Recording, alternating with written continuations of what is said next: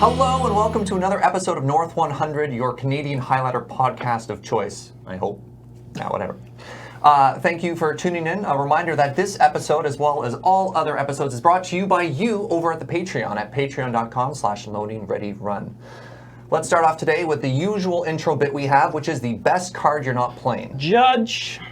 Yo, what's up? I made a mistake last time in the best card you're not playing. Is that the Dual Caster Mage? Wait, what was it? It was Dual Caster Mage and Twin Flame. Okay. They were sort of a combo. And I told people that you could make this combo happen with 0 creatures in play, and that was incorrect. So basically, yeah, Jared, you want to explain? 2 judges? I did, yes. Yeah. But let's not throw them under the bus That might be on here. us too. No, let's we'll push take them in. half the All right, responsibility. so we got 2 things. We got what's the problem, and then what's the fix? All right. So the infraction is. Oh, right, infraction. Yeah. Well, Yeah, what's the actual rules interaction? So that the I'm doing rules wrong? interaction Okay, yeah. is that when you cast Twin Flame with no targets, when you copy it with Dual Caster Mage, it will also have no targets. So you're then not able to create you can't copy the your Dual Caster Mage, Mage hasty army. So it doesn't work. So the infraction here is accidentally misleading the viewers, and the correct penalty to apply here is you are forced to play Dual Caster Mage and Twin Flame in your deck again next week. And not cheat this time. I mean, I didn't do it in a tournament. Okay. That's not how I found out. I found Okay. out because someone in the comments commented, and then I went and corroborated their research and found out that it was correct. Turns out we actually read them. Yeah. I well, read every single one. So thank you very much to the viewers for catching that and pointing it out. We will. Yes, thank you so much for making me play this card for the 3rd time in 2 Hey, weeks. you said it's a sick combo, and we can't say it's the best card you're not playing because now you're playing it forever. Yeah. Yeah. All right, real talk. The best card you're not playing today. Alex, you're up. Tell us your super secret spicy Let's tack. talk about Rise Fall. Rise-Fall. This is a split card from Like original Ravnica block? either Ravnica or Dissension. I think it's Okay. Dissension. Oh, that's a good picture. Thank you, we did our James on best. tag. It's a split card. Okay. So you can cast one or the other side for its respective mana cost. All right, what do they do? I just need it up again so I can actually read it. Rise is blue-black. Return target creature from a graveyard to hand, and target creature from play to hand. Yeah, Okay. so it's sort of unsummon and raise dead. But it's either player. Oh, cool. You can Yeah. raise them if you want. You can try and if you you want. can try and blank their reanimator or something like that. Yeah. Okay. A point of note: you do need 2 valid targets to use this ability. Yeah. So you need a valid target in a graveyard and on the battlefield at the same time. Otherwise, you can't cast this mode. You get that But yeah, sweet 2-for-1. It bounces a creature Yeah. and regrow something. And then on the other side, Fall is red-black. Okay. Target opponent reveals 2 cards at random from their hand and discards any non-land cards revealed in this way. So if you hit 2 non-land cards, it's him to Turak. Sick. Easier to cast him to Turek, which is a big Actually, deal. yeah. Red-black is easier than black-black. Yeah, it's fair. So I've played In this like a 3-color deck? Yeah. Yeah, I've played this in Grixis as just like a sort of multi-tool. Okay. You can hand attack them. You can maybe get more value off of your critters that are in the bin and like bounce their stuff. I could potentially see this getting played in like a red-black aggro kind of strategy just for the one side. Sure. Just like play a second copy. Like maybe you're the deck that plays Wrenchmind as well. Oh God. Yeah. Yeah, As many 2-for-1s Wrenchmind's pretty as you dirty. can. It's very far from him to target. Which one's Wrenchmind Wrenchmind is again? black. Target player discards 2 cards unless they discard an artifact card. Huh. With all these Platinum Empyreans running around, there's fewer and fewer artifacts in decks. That's Oh, true. I'm getting so sick of that card. We can talk about that a whole other episode, but that is such a feels bad card. It is. All right, well, let's introduce today's theme. So today we're doing the follow-up to our Ixalan set review. Last time we talked about the cards we're really excited about, the cards that we think we're going to play are sort of like the cream of the crop. Today we're going to focus on good cards that we missed. So we read through the comments last time and a lot of people made a lot of suggestions of cards. The other things we're going to talk about, maybe cards, and what we think are just like straight trap cards, like cards that we don't think make it in for whatever reason, and we'll talk about why. So Serge, it's the cream of the drop. No, it's the crap of the crop. Okay. But also worth noting, we're recording this a day after Ixalan has gone live for Highlander. So we have also had one tournament with these cards legal. So we've now experienced to their Yeah. full effect Yeah. a few cards that now are on the list that would maybe not have been otherwise. All right. So let's start us off. The first card we have is Ashes of the Abhorrent. It is a 2-mana enchantment for 1 and a white. It reads, players can't cast spells from graveyards or activate abilities of graveyards. Wait, activate abilities of cards in graveyards, pardon me. Whenever a creature dies, you gain 1 life. Jer, start us off. So this card definitely falls under the category of a trap card. It doesn't do enough. It doesn't shut down graveyards in a significant way for the Highlander format. People can still delve. People can still reanimate creatures. And the life gain isn't that relevant either. Like, this is just so much worse than Rest in Peace. Yeah. Yeah. Like, even if you were going to be playing white-based Rest in Graveyard Peace, Hate, Grafdigger's Cage. yeah, it's just like, it doesn't do what it's supposed to on the card. So, Doesn't even fully stop them. Good call. And the life gain is sort of just meh. Yeah. It is good against the Malira Kitchen Finch Sacrifice Outlet combo, because if you have this to play and they gain infinite life, you gain half of their infinite life. So Thank you. I mean, I guess. But if they murderous redcap you, you die. slightly slower though. They have to go through more iterations. All you need is copy enchantment on this bad boy. And you completely blank them. Your 2 do-nothing enchantments do something. Copy Enchantment's a good card. That card might actually be fine. Copy enchantment is This fun. card, on the other hand, probably abhorrent. All right, moving on. Next up, we have the Bishop of Rebirth. It is a 5-mana 3/4 for 3 white. It's a vampire cleric. It has vigilance. Whenever Bishop of Rebirth attacks, you may return target creature card with CMC 3 or less from the graveyard to the battlefield. So, Alex, this is basically like Sun Titan 2, No, it's right? terrible. For bad. exactly 1 colorless or 1 generic more, you get Sun Titan. Okay. You get 3 more points of power, 2 Yeah. more points of toughness. Yeah. It has this effect on ETB and attack, and it hits permanents. Yeah, this card costs 5 mana. Yeah. For 1 mana less, this is so much worse Yeah, than Sun Titan. being able to hit lands, enchantments, and planeswalkers is such a huge deal on Sun Titan, and just means you get value off the ability way more often. To sort of explain Sun Titan itself is a card 4 white for a 6/6 with vigilance. Whenever it enters the battlefield or attacks, you can return a permanent card with CMC 3 or less to the battlefield, and that includes like lands, fetches. Yup. And this card is 1 mana more and miles better. Also worth mentioning, Sun Titan doesn't even see a lot of play in Highlander right now. Yeah, Even though it's it's nuts, it's just too big. Yeah. So, sorry, Bishop of Rebirth. I don't know. It's like maybe if this thing cost 4 or maybe Yeah. even 3. That's when it would start to get into the range of like maybe if you're an aggressive deck, you're interested in this kind of effect, because the card is clearly designed to be for aggressive decks, right? Like it's incentivizing you to attack, it's letting you get things back, you get to play differently. But in Highlander, an effect at 5 mana, like there are so many better 5-drops you can be casting. And, Like, I mean, even Baneslayer is 5 right? mana. Yeah, exactly. Yeah, and at 5-drop in Highlander, you need it to do something when it enters or win you the game if you yeah. untap with it, and Yeah. it just doesn't do either of those things. Yep. All right, let's move on to our next card, Legion's Landing. It is a 1-mana legendary enchantment. When it enters the battlefield, create a 1/1 white vampire creature with lifelink. When you attack with 3 or more creatures, you may transform Legion's Landing. Into. And the other side is... Adonto. The Adonto, the First Fort. It taps for white, it's a legendary land, and for 2 and a white and tap it, you get to create another white vampire with lifelink. Liam, what do you think of this card? Yeah, I think the stock on this card actually has gone up for me basically nonstop since we missed it in the initial set review. I think this is one of the ones that probably should have been in the cards that are likely to see play. Yeah. There's just a bunch of elements of this card that are good. The fact that it only costs 1 mana means that the opportunity cost on it is like quite low.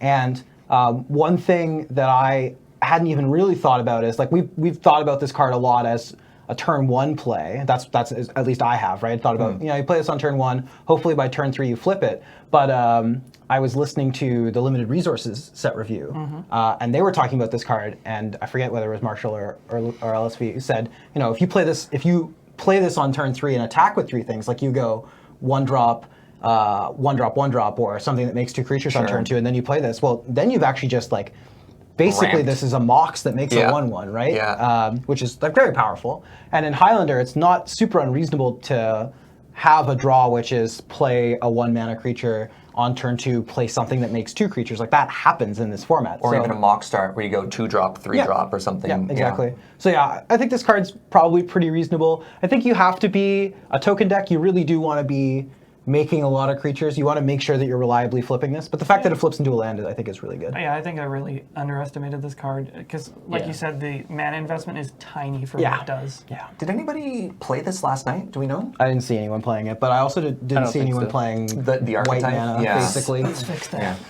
All right, let's move on to the Awakening Sun's Avatar. Yes! This is an 8 mana 7/7 dinosaur avatar. When it enters the battlefield, if you cast it from your hand, destroy all non-dinosaur creatures. This is basically like Wrath of God on a creature, right, Jer? Nope. Can I talk about this one? Sure. All right, Liam, you seem excited. It seems unfair to make Jeremy talk about this card because I put this one on the list. This is my fault. So the only deck that I think this is remotely playable in is look. Here's the thing. I think it might be fine in mono white big range. Hold on, are you actually saying this is playable? Yeah, for sure. In exactly one deck. The deck isn't playable. No. Big white. Like I've heard of Let big him red. finish. Yeah, okay. Yeah, big white. So Okay. basically the idea is that you want to like ramp, you have effects like a Myria of the Sky Ruin, which gives you a lot of value and incentivizes you to only play planes. Myria is a tap land that if you have 7 or more planes in play, you can reanimate a creature basically every turn. Card's like actually pretty sick. So if you only play white spells, you only play planes, well, you need some ways to win the game, and it's 8 mana, right? 8 mana 7/7 that wraths the board. I mean, this is exactly the kind of thing this deck wants. How much does Elish Norn cost? 7. But like, it's not always wrath. And It's like, better. What if they have bigger things? All right, Continues to wrath. All right, Jeremy. So you're on board for this mono white big range deck, right? You're No. In fact, I will never play that deck again. And it's the reason I almost quit Magic. I kind of want to try big white now. perfect. My job is Worth done. mentioning, though, that this says it's only if you cast it. You can't even use this as a Yeah. reanimator target. Yeah, that's why it's only playable in big white. And it's a non-bow with a Myria, because a Myria puts it back into the battlefield. You don't even get the Wrath trigger if you get it back. Still a 7/7. This card's a donkey. All right, let's move on. It's not good. That's it for white. We're moving to blue now. First up, we have the Daring Saboteur. It is a 2-mana 2/1 for 1 and a blue. Pardon me. It's a human pirate. And for 2 and a blue, Daring Saboteur can't be blocked this turn. Whenever Daring Saboteur deals combat damage to a player, you may draw a card. If you do, discard a card. Jer. All right. So I'm going to talk about the flavor text. Okay. It says they'll never see me coming. Yeah. And that's because nobody's going to play it. Ow! Because it's not very good. It's a 2/1 for 2. You get better than that for 1 mana in this format. Its activated ability is far too expensive It's for really it expensive. to be used. You're just going to activate it, and then they're going to kill it for 1 mana because it has 1 toughness. Yeah. Or they might even like flashback a lava dart. Yeah. It dies to lava dart. They might kill it and another thing, right? With Arcana. Yeah, sure. It's just so fragile. And when the payoff you get, when it eventually gets to deal combat damage, it won't. You don't even just draw. You don't even draw loot. a card. You loot. Yeah. So it's Like, just this is just so much worse than Looter Ilkor. Yeah. Even There- with 1 more point of power. Yeah. they're certainly not going to see it coming. Yeah, I mean, it's just like, I would much rather play a thing that's always unblockable and Yeah. always loots. What was the one from Innistrad block? Invisible Stalker. Invisible Stalker. Like this kind of wants to be Invisible Stalker. I mean, that just gives me flashbacks to in Innistrad Limited, where this and the Butcher's silver Cleaver. or silver inlaid dagger or whatever. And you're like, cool. I guess I just lose in 3 turns. Yeah, Butcher's Cleaver was brutal because it gave humans lifelink, and somehow this invisible person is a lifelink. It is a human. Also human. Yeah, it's not a spirit. No, it's No. Okay. I also, flavor-wise, people have talked about this before, but like once this thing starts holding a big sword, surely you can like figure it. out a way to block it. When right? it has like, clothes on. Yeah. Well, that's just so the art isn't just a wall. I mean, that would be way more flavorful. That'd be pretty Invisible Stalker is just a picture of a wall. You're like, cool, okay. He must be there Or somewhere. maybe you see the should- silhouette of rain. I should probably explain what Looter Ilkor is. It's a 1 and a Oh, right. blue for a 1/1 with Shadow. Oh, which yeah. means that It's it can- virtually unblockable. It can only be blocked by creatures with Shadow. Not very and whenever, common, Yeah, yeah. and whenever it deals combat damage to an opponent, you loot. So it's basically this previous card we talked about, but The Daring Saboteur? Yeah. But that ability is always on. It has Yeah. 1 less power, but so. Yeah. It's just always unblockable. Yeah. Yeah. You All right, throw So the reason swords these cards or are better is because they are unblockable by themselves and they hold equipment much better, and there's no mana Yeah. upkeep Just on them. If this thing costs 1 to become unblockable, then maybe it's like. Maybe. And if you draw instead of looting. Yeah, if it was I mean, Ophidian. even looting is like maybe fine if it's cheap to become unblockable, but Yeah. as is, it's just like Just like horrendous. I don't think this card is very good. All right, let's move on. Next up, we have Dive Down. I Why? see. This one's on the list because of me as well. Okay, this one I have a better explanation for Isn't than this just a Awakening Sun's limited Avatar. combat trick? Well, it is a It's limited not even combat great trick. and limited. But there happens to be a Highlander deck that wants to play a bunch of limited combat tricks, which is Infect. So this is, I think, actually niche playable in the niche playable archetype of Infect, which is.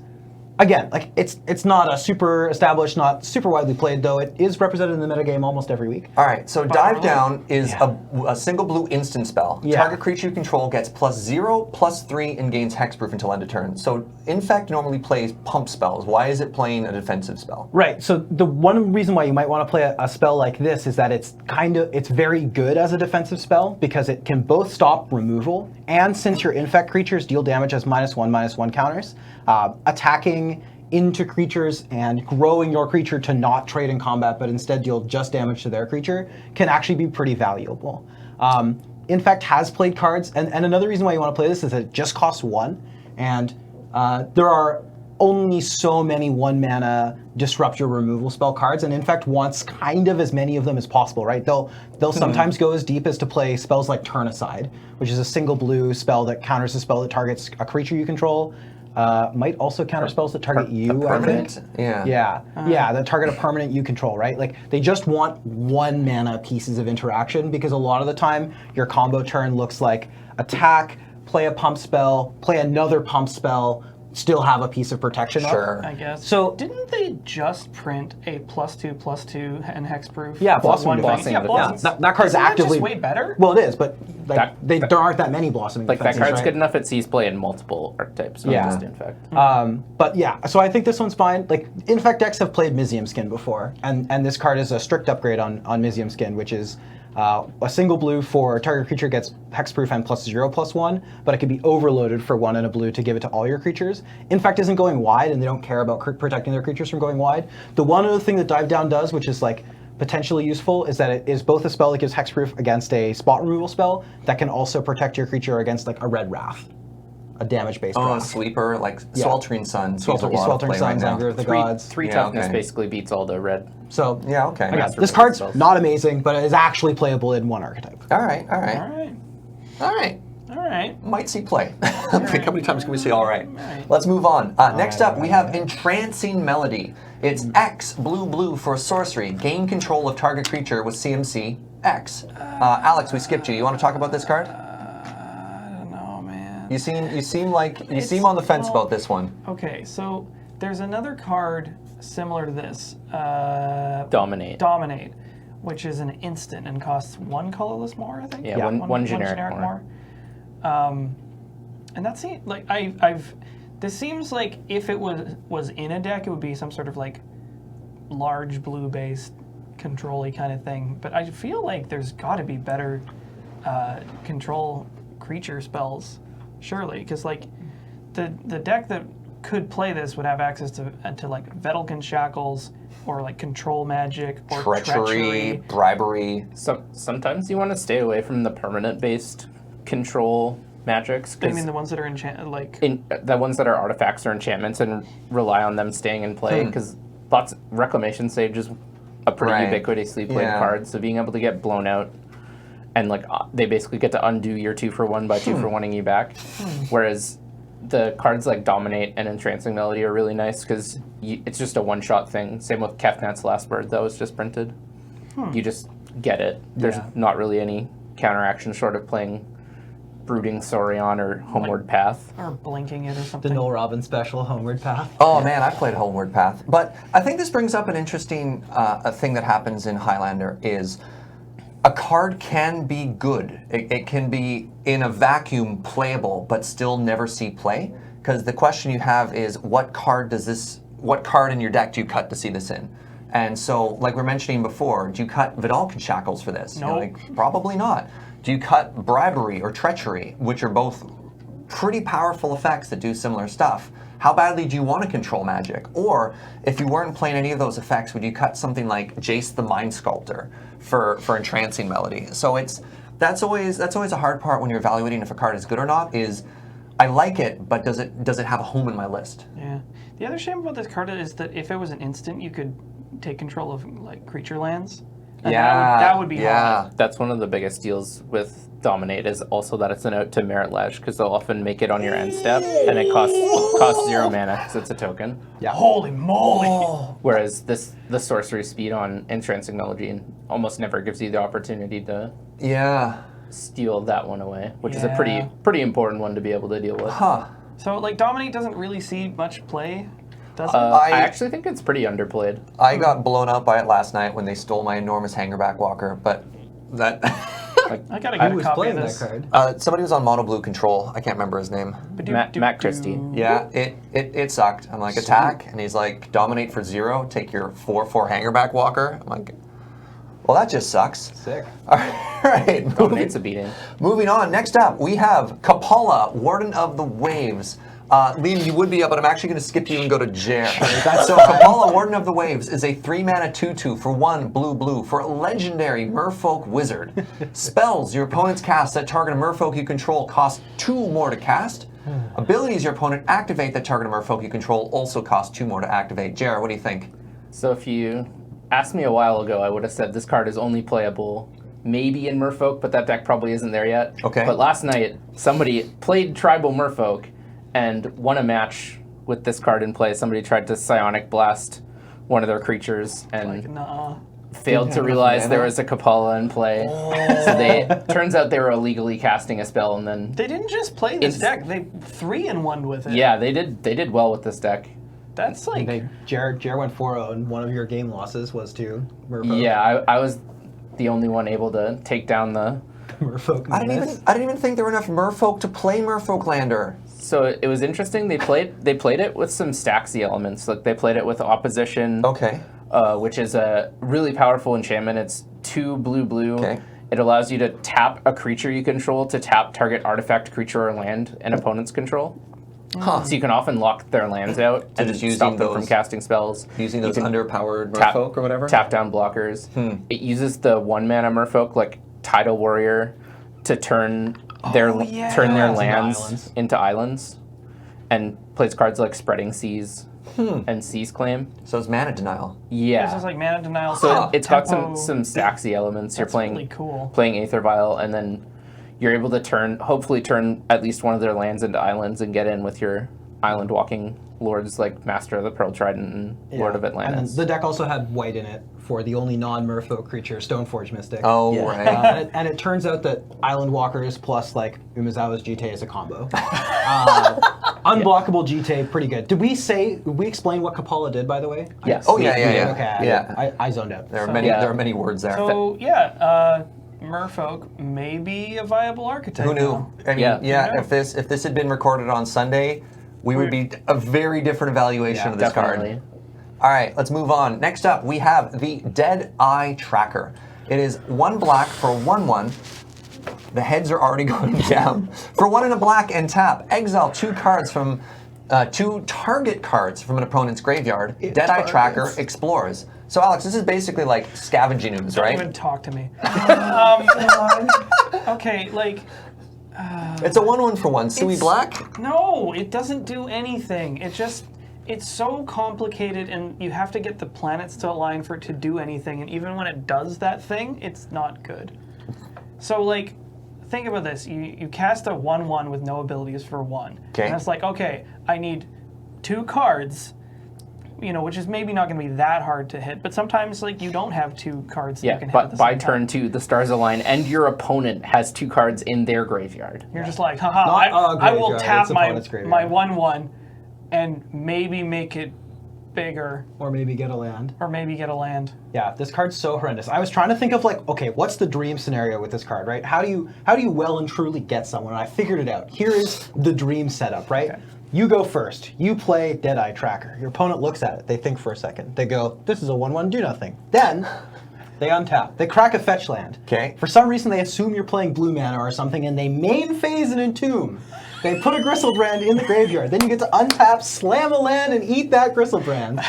So the number of things, and then, and so then after doing so, guess what powerful effect you get? You get to either now have a 1-mana 2/2, or... That's tapped. That's tapped. It doesn't get to attack. Or you might have a new land in your hand. Oh, also, did I mention you cannot spend any more mana on this turn because all of your lands are tapped.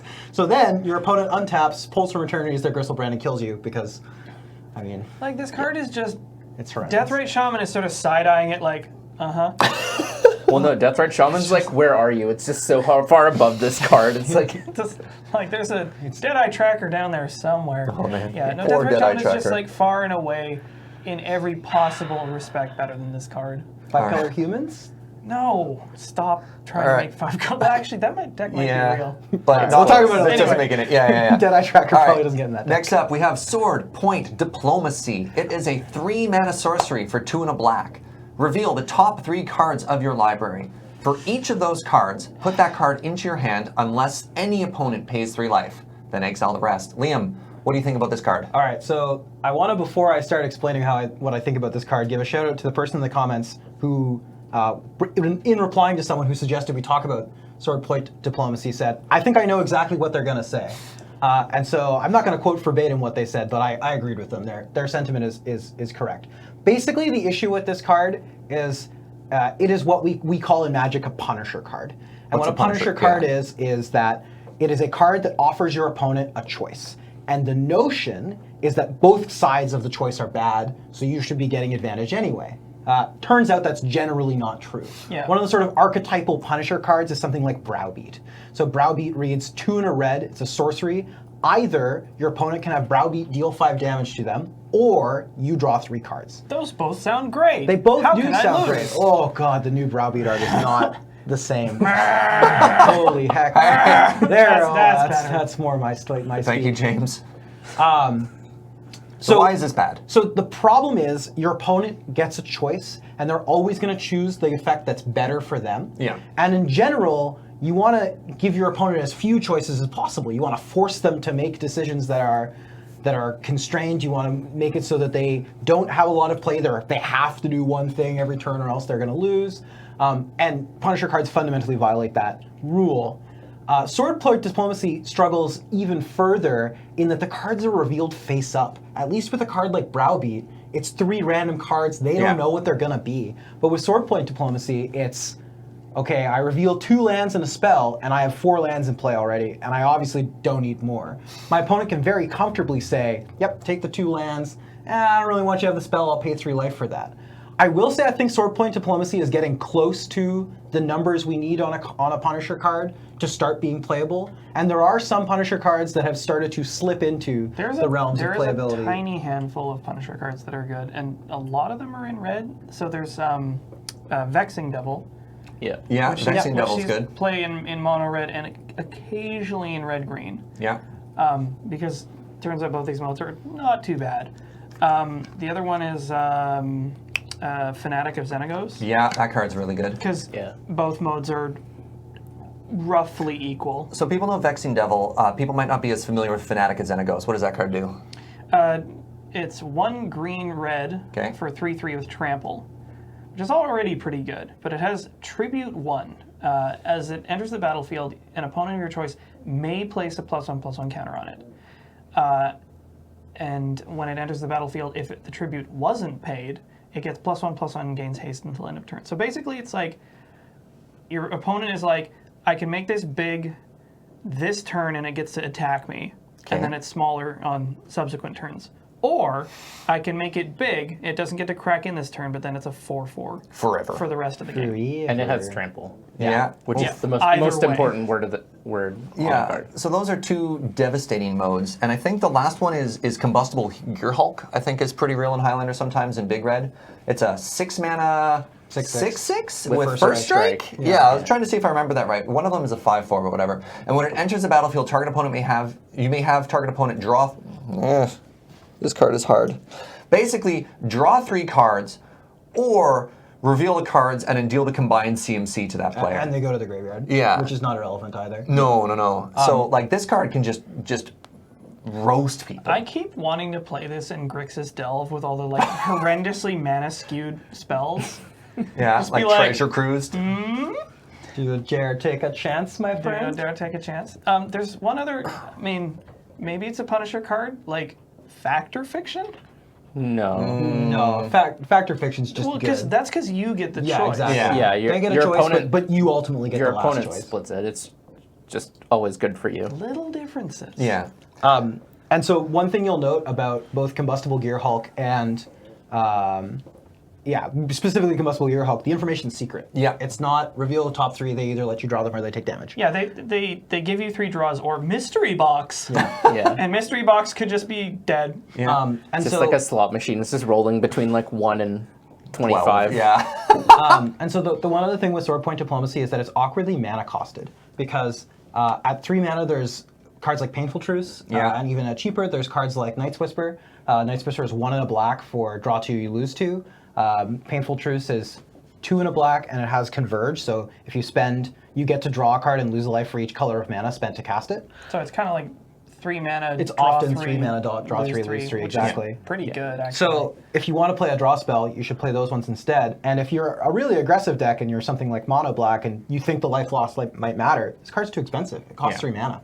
Yeah. Basically Sword Point Diplomacy and most Punisher cards, typically you want to stay away from them. They can look really enticing. And as I said, if this was secret, it might be close enough, actually.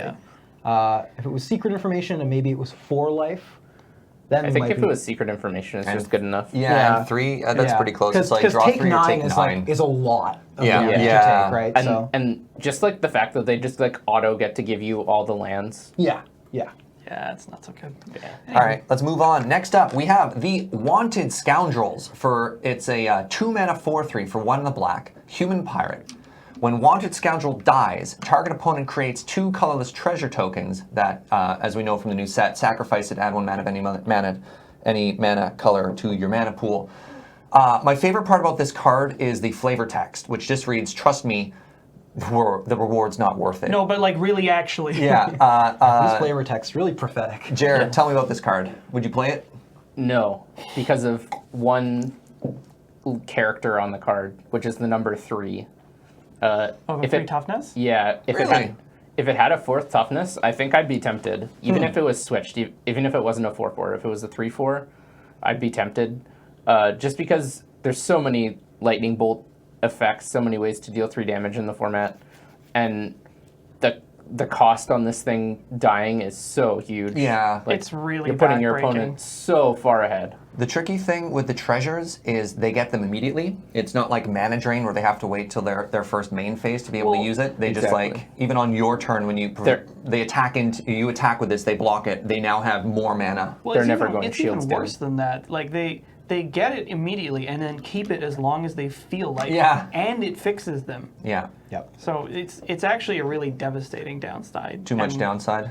Yeah, like Have you ever wanted to turn a lightning bolt into a ritual? Well, now you can do it for Yeah, your like- opponent. Like the odds of this just instantly losing the game is Yeah. like reasonably high. Yeah, and like it's- think about you go. the payoff isn't yeah, there. you go like turn 2 this thing. They're like, cool, bolt, untap, planeswalker. Yeah, I was gonna say turn 2 Hellrider. Thanks for the 2 lotus petals, idiot.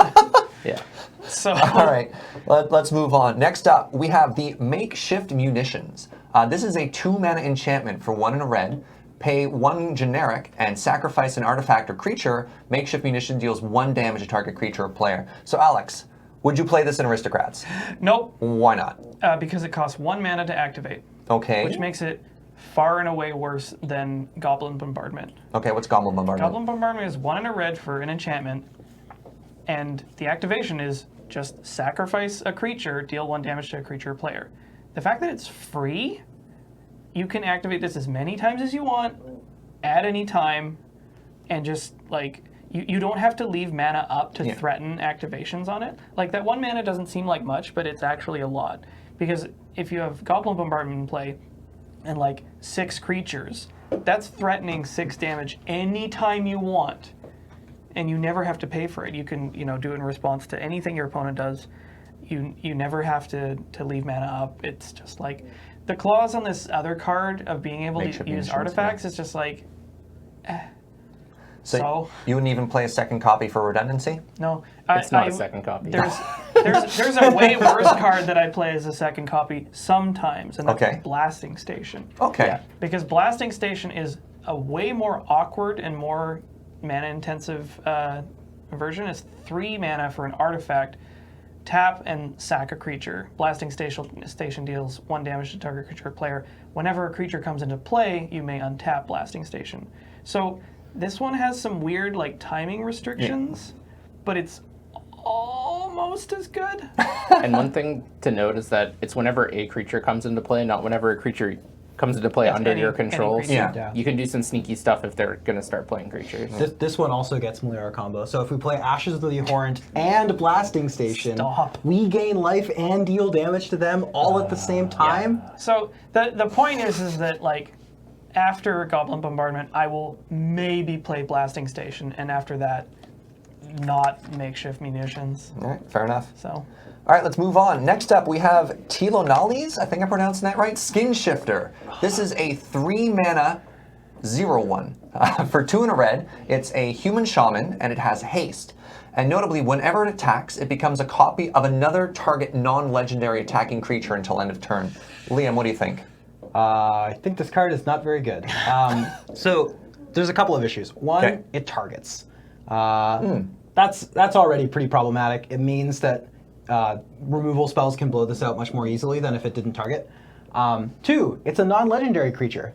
So a lot of the, obviously this is designed so they don't, people don't accidentally legend rule themselves out of the game or whatever. But actually, if it could copy a legendary creature, there would be maybe even some utility.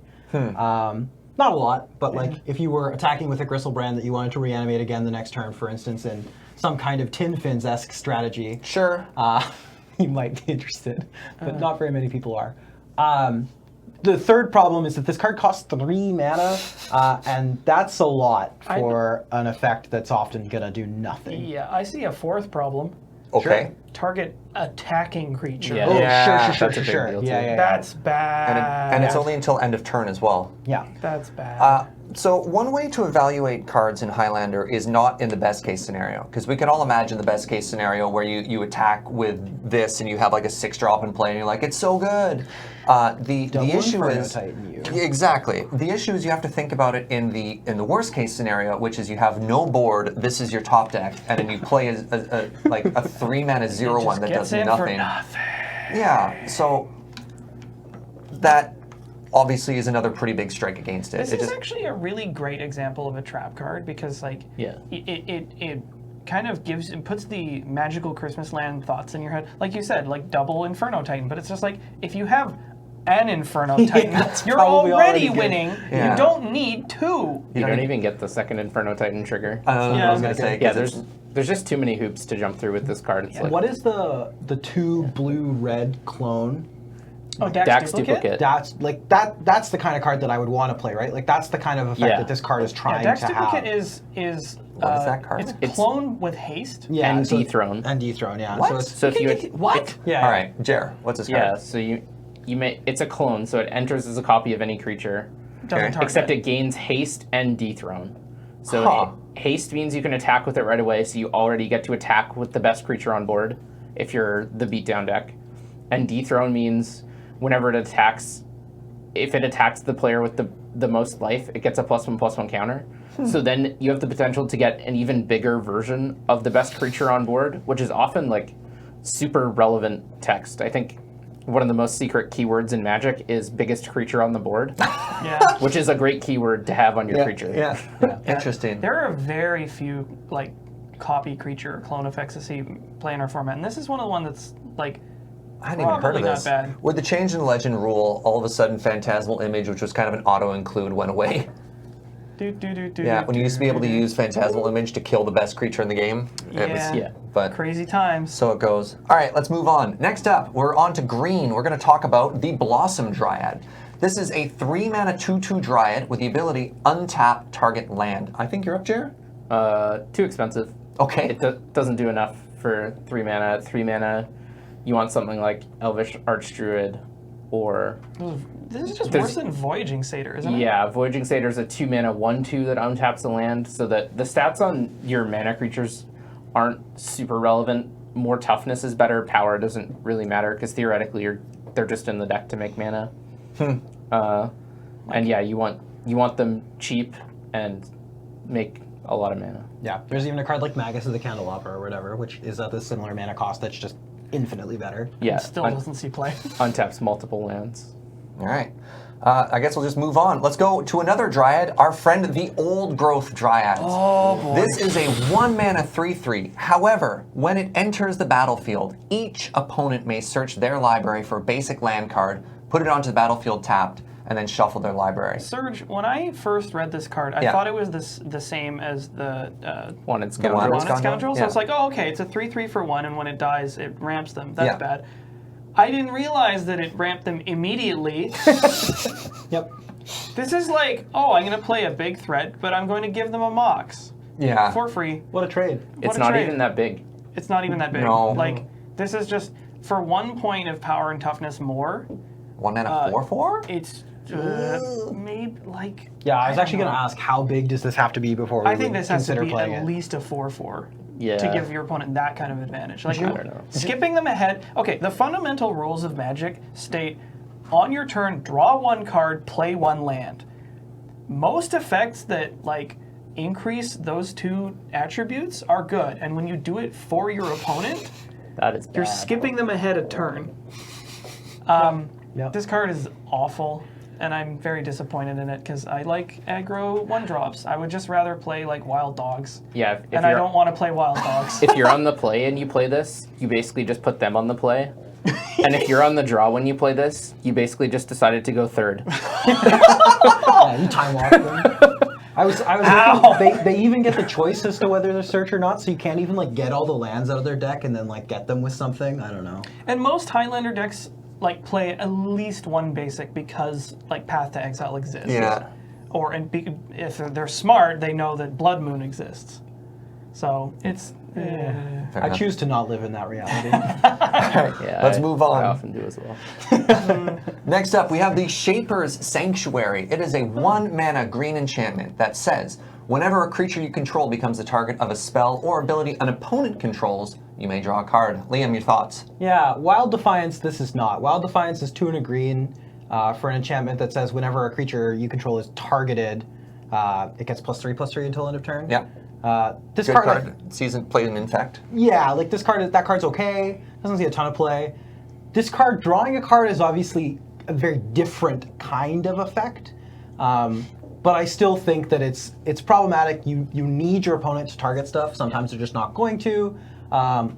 If you just end up spending 1 green mana and this does nothing, like that's pretty problematic. Additionally, And a you're- card to right? do it. Yeah, and additionally, you're likely playing a deck with a lot of creatures in it, and so playing like when are you going to play this, right? If you're playing a green deck with a bunch of creatures, my brain goes towards you're either playing mana elves or maybe you're playing some kind of red-green strategy. Yeah, there's either like- way, you want to be spending the early turns casting creatures, not casting. This is not going to draw Shaper's as Sanctuary. this isn't going to draw as many cards as you want No. it to. There's no like Liam says, there's this awkward kind of like, when do I cast this? Because you're busy doing other stuff. Like you're either jamming mana dorks like Llanowar Elves, or you're jamming like 1-drop aggro creatures. In which case, you don't want to stop in the middle of that and be like, hold on, I got to do nothing, so Just give me 1 I can second. cantrip off of your removal. Yeah. If you cast it. And one thing you really want from sort of like hoser cards like this that you're trying to like play against your opponent's strategies, you want them to be good against the cards that are really good against you.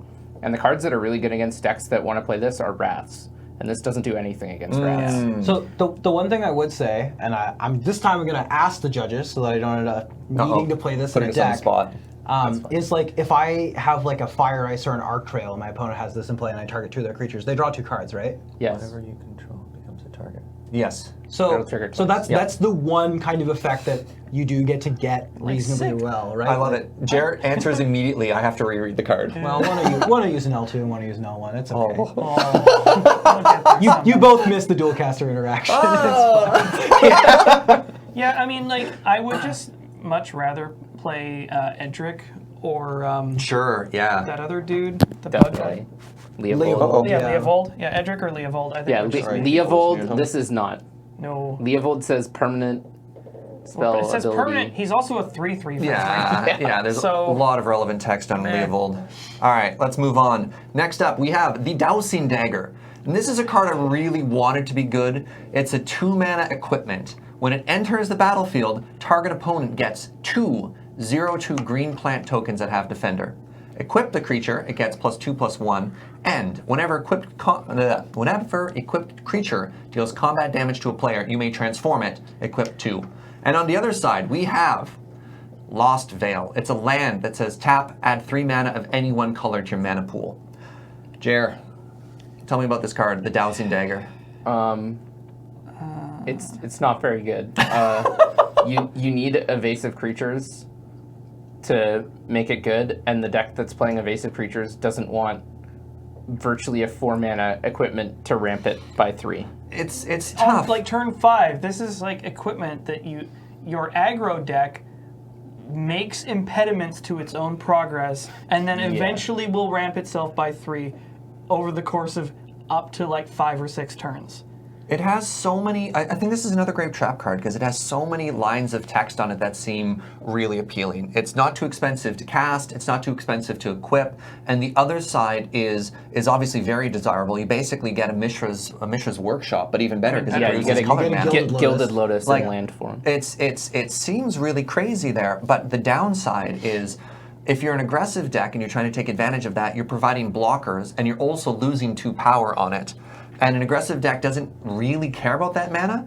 And if you're a ramp deck, it's kind of awkward because you need to attack with a creature and they have blockers to even take advantage of it. So it feels as though the two sides are in conflict. Like two different sets of effects Yeah, collided and It seems made like a big mess. weird design for a card. It's an amazing commander card, right? Like, I actually Yeah. think that's probably where this design came from, Probably, right? yeah. Like, this is going to be a card that I think we're going to get a lot of questions about because, like, this card is going to be relatively ubiquitous in commander decks that have creatures in it because I guess where target opponent Yeah, is relevant, exactly. So then that's good. So I can understand where the design philosophy comes from, right? In multiplayer formats, this card's really good because it almost always flips. But in our format, you got to give the 0/2s to your opponent. So bad. It's not going to work very well unless you plan on Massacre Worming. Yeah. The first time, this was another card I misread. I was like, oh, it gives you creatures that you can put the sword on. No, then it would be insane. That would And they be have nuts. Defender. I'm sure, but even then it would be nuts, right? Like an equipment Sure. that protected you. If But it was yeah. 2 mana and gave you 2 0/2s and then flip this card would be insane. All right, let's move on. Next up, we have the Primal Amulet. All right, 4-mana artifact. Just a lot of hmms in the room. Instant and sorcery spells you cast cost 1 less to cast. I think I pronounced that right. Less? 1 less to cast. Whenever you cast an instant or sorcery spell, put a charge counter on Primal Amulet. Then, if there are 4 or more counters on it, you may remove the counters and transform the amulet. And on the flip side, you have the Primal Wellspring, which is a land. Add 1 mana of any color to your mana pool. When that mana is spent on an instant or sorcery spell, you can copy it and make a new target.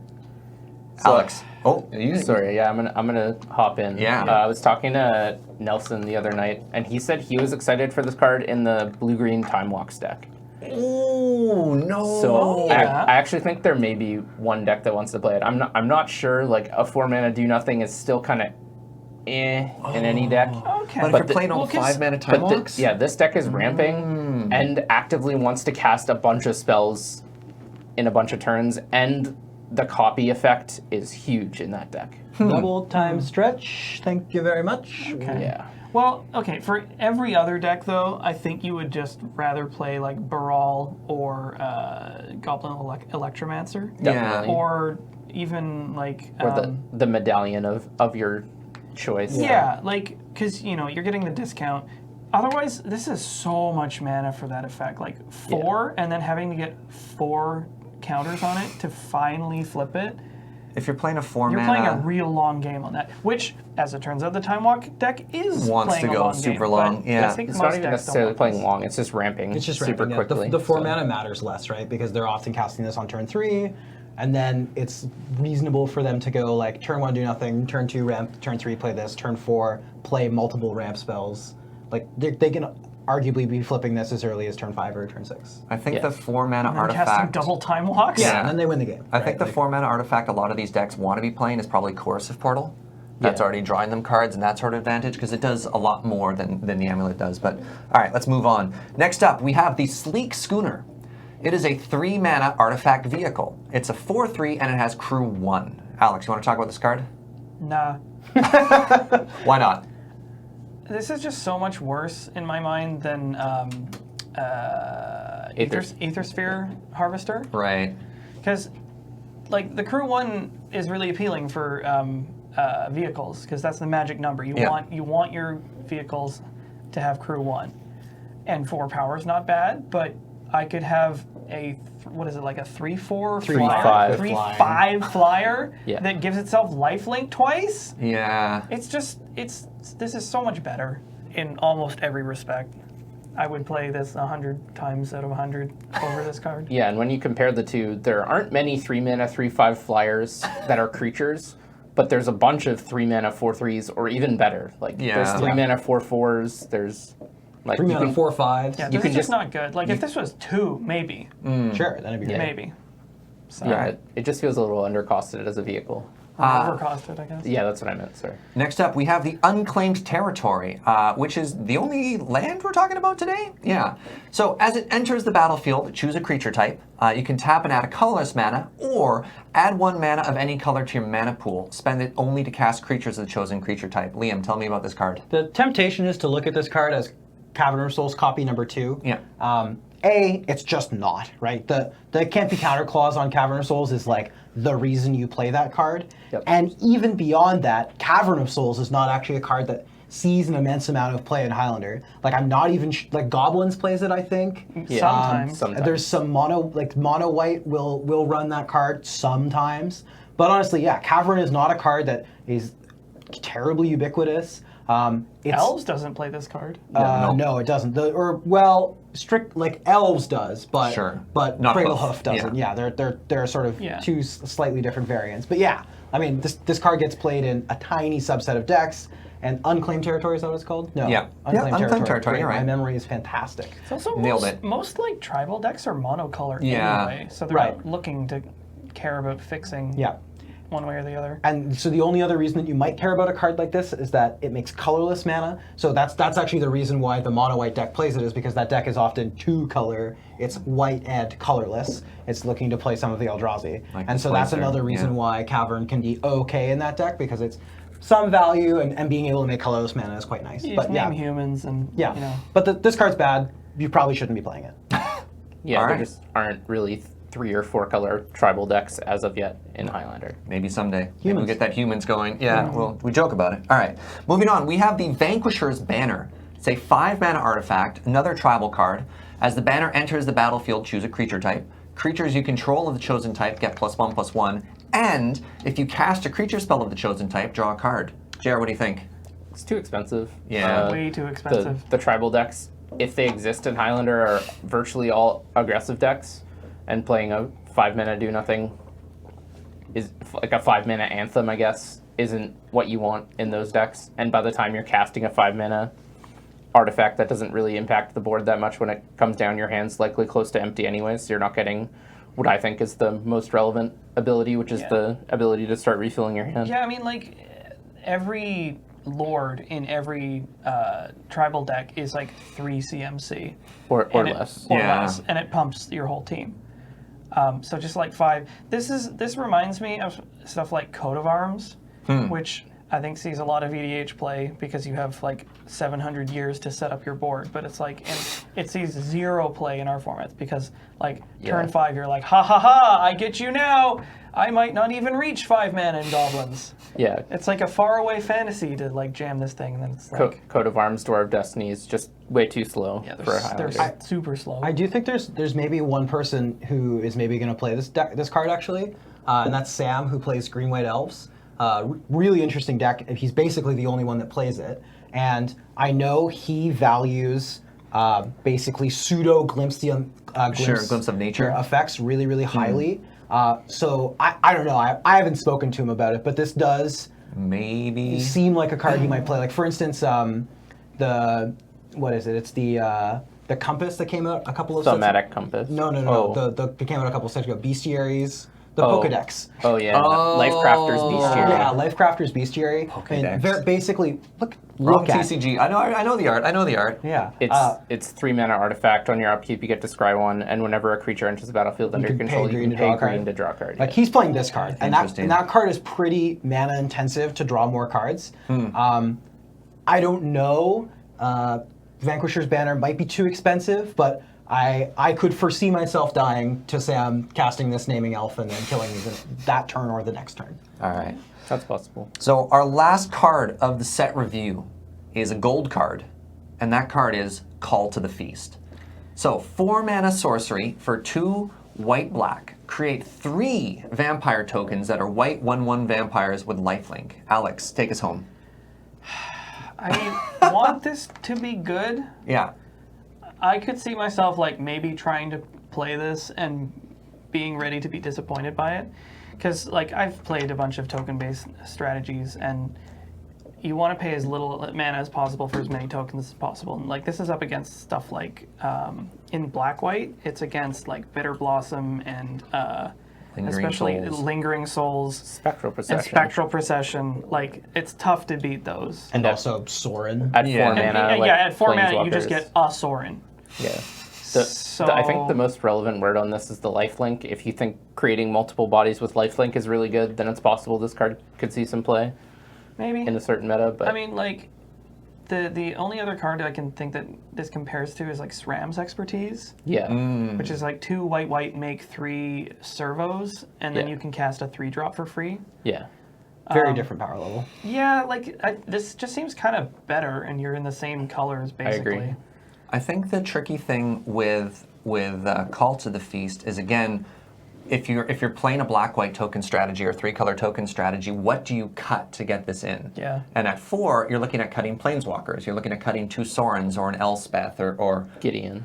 Gideon. Even something dirty like Battle Screech could get in over this because they have evasion. Sorry, Yeah. what's Battle Screech? Battle Screech is 2 white, make 2 birds, and then it flashes back. They have flying. Yeah, they have flying, Ah. and then you flash it back by tapping 3 untapped white creatures.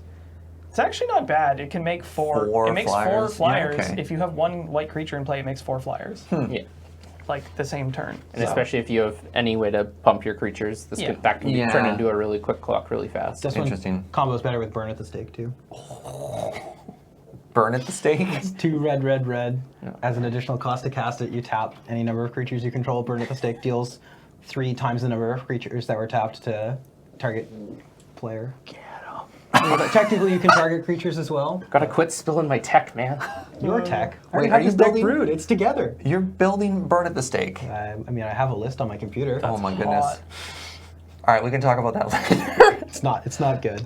So- it requires some refinement. Yeah, I bet. So that's our set review. That's sort of what we had to talk about. If you think we missed any cards, let us know in the comments. Obviously, we're going to keep playing with these cards and discover stuff, and that's sort of the fun around this too. Is even in the past couple days, we've changed our opinion on a lot of these cards once you see them in practice, because evaluating them in a vacuum is hard to do until you start to see the interactions and everything there.